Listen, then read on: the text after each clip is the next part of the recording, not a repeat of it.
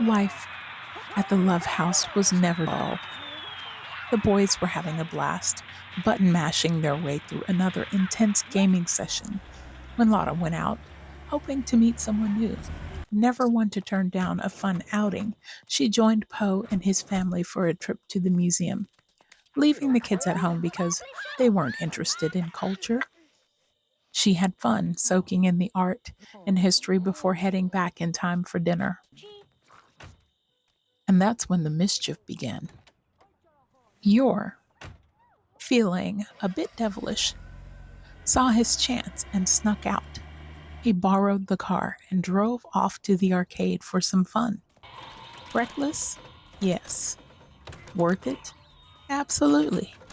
There he met a girl, flirted a little, and enjoyed a bit of freedom before slipping back into the house like nothing ever happened.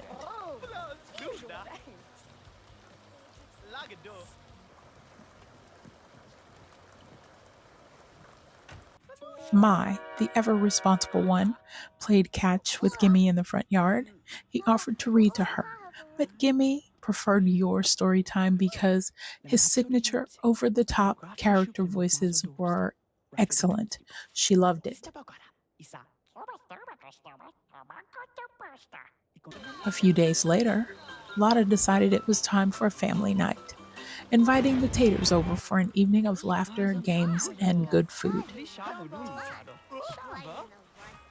But their peaceful routine did not last for long. One night, disaster struck. A burglar broke into the house, but luckily, the alarm system went off, waking the family and alerting the police. And in no time, the thief was caught and hauled off to jail.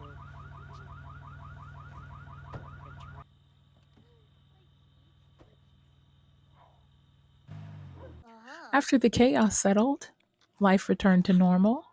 Lotta and Gimme battled it out over chess. Yor honed his painting skills, and Mai kept up with his favorite cooking shows. But Mai wasn't just watching food, he was also charming the ladies, testing out his best lines whenever he had the chance. And then, before anyone knew it, Gimme was in high school. Lotta, feeling like it was time for something new in her life, decided it was time to put herself out there. She called a matchmaking service, hoping for a fresh start. But fate had other plans. Before she could meet anyone, Lotta passed away.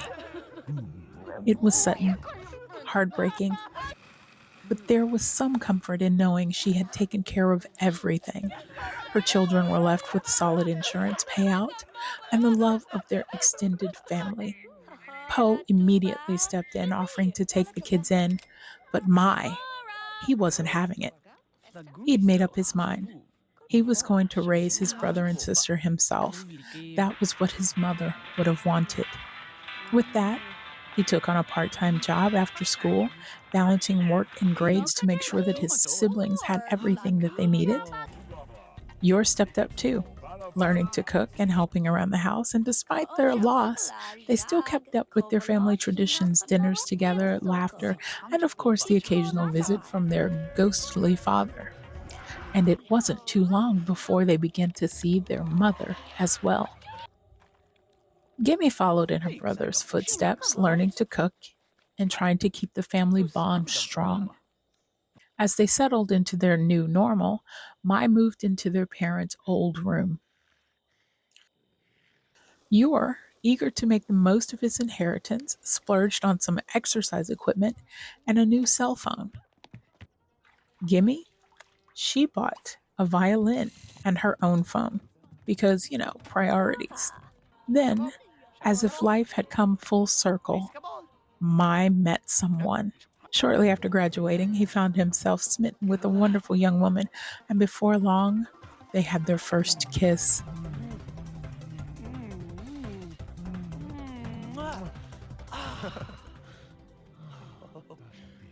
Even through loss and hardship, the Love family stayed strong, holding on to their memories, their bond, and their determination to keep moving forward.